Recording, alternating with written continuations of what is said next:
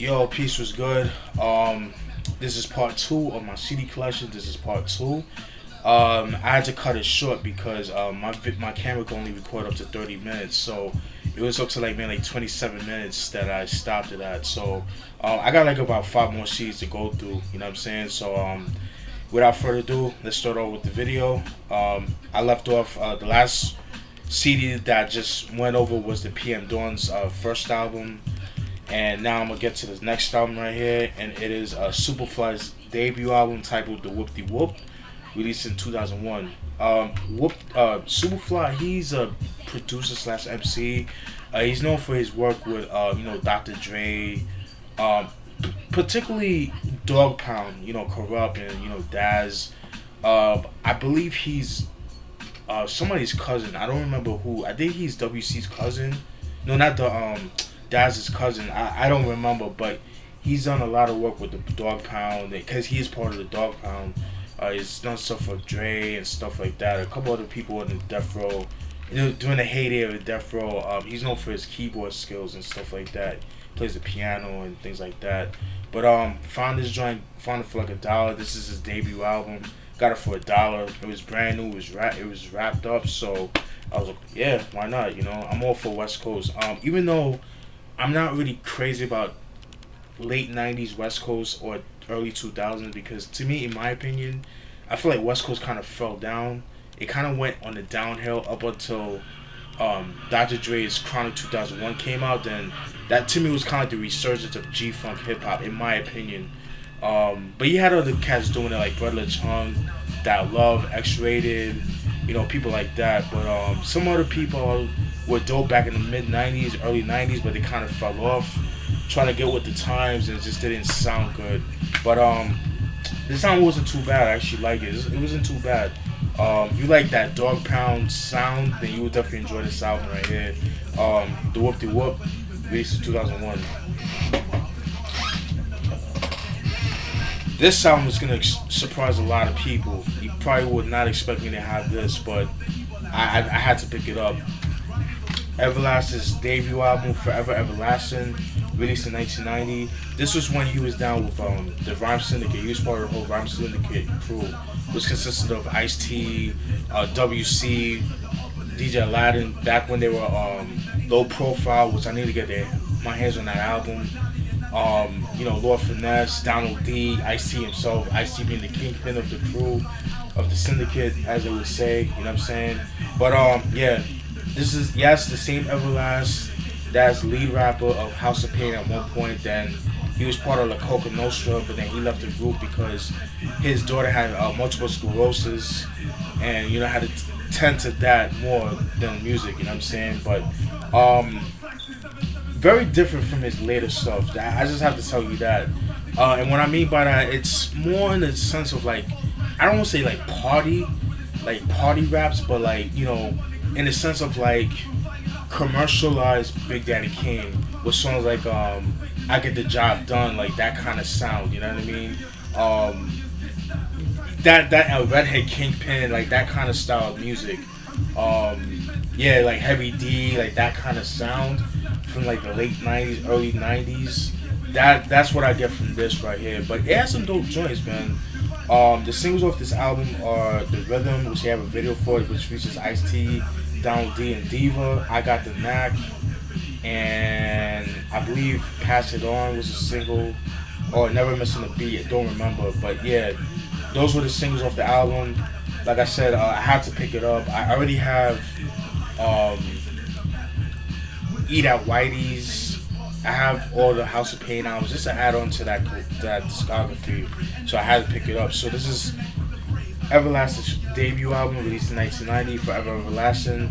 This is when he was with Warner Brothers and stuff like that. So this album's kind of hard to find, but it's not expensive. You get it for a very, very dirt cheap online and stuff like that. But it's not an album I rarely hear people talk about. It's not something you see very often, so I figured I'd pick it up, you know what I mean? Just add on to that discography, the House of Pain discography. But yeah, Everlast for Everlasting, released in 1990.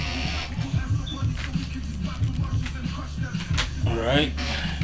Now we get into the nitty gritty, or the creme de la creme, in my opinion. Alright. Next album, Lords of the Underground, Keepers of the Funk, released in 1994. This album came out 1 year after Here Comes Lords, that came out in 1993, which I do have.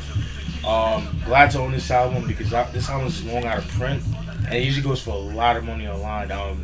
I paid a little bit of money. I paid, I want to say like $15 for this shit, maybe 17. I'm not sure, but I paid it. It was it was a hefty price, man, because this over the years has been going up in value and stuff like that.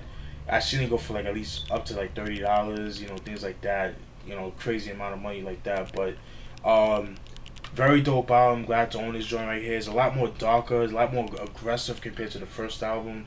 Even though the first album has some like, you know, boom bap, aggressive joints, but not as aggressive as this album. The singles off this album are TikTok, What I'm After, Faith, Never Faded, which there was a video for. Yeah, pretty glad to own this joint right here. As you can see, yeah, man, fucking dope, man. Yeah. Keepers of the Funk by Lords of the Underground, released in 1994. I need to get this third album, Resurrection, that came out in 99. But yeah, that one wasn't too good. I wasn't too crazy about it, but just to add on to the collection. But you know, but yeah, Keepers of the Funk, Lords of the Underground, released in 1994. This album right here. Oh, the Lords of the Underground, that was another album I had to get overseas too because of the price. Next album right here, another album I had to get from Japan, is the Lench Mob's second and final album titled Planet of the Apes, released in 1994.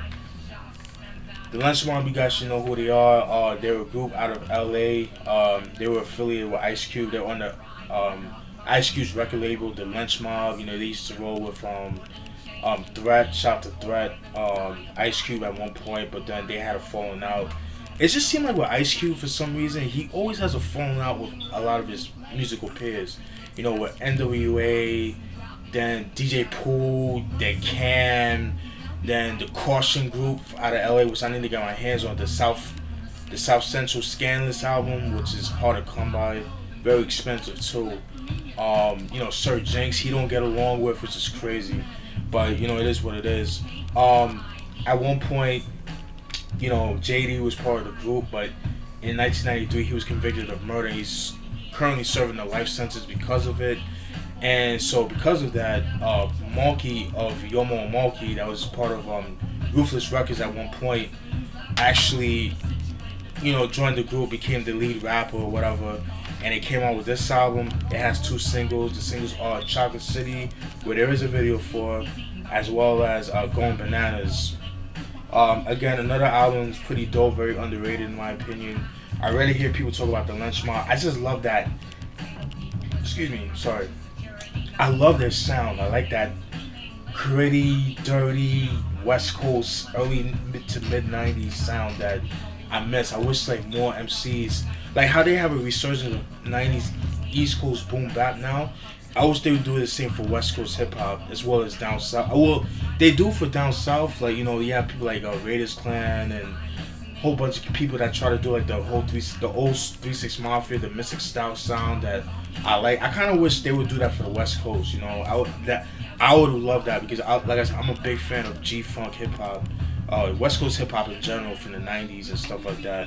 But yeah, and after that, unfortunately, they broke up. And it's due to money and again, them having a rift towards Ice Cube and stuff like that. But dope album, like I said, very slept on in my opinion.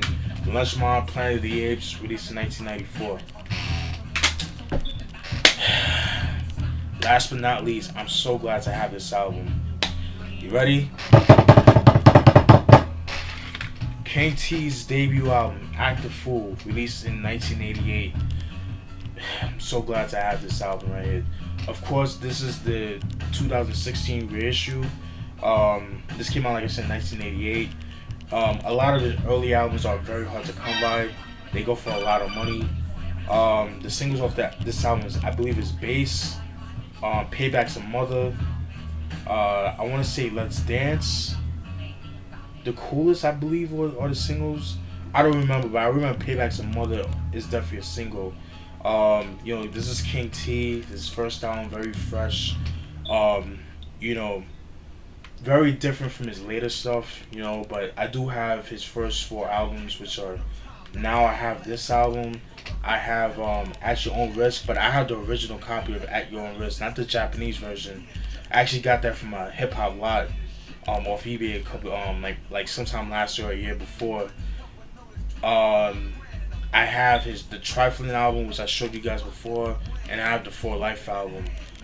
If I got the if I get the Kingdom Come album, I'll be happy too. But I'm just glad to have the first four King T albums, so I'm glad to own this joint right here. Like I said, very different, very old school. You know, typical '80s hip hop, but you know, I'm just glad to own this joint right here. Obviously, not his best album in my opinion, but it's actually a pretty cool album. It's not an album I really hear people talk about. King T's one of those artists that gets respect, but he doesn't get respect. You know, if it wasn't for King T, you wouldn't have the Alcoholics, you wouldn't have an Exhibit.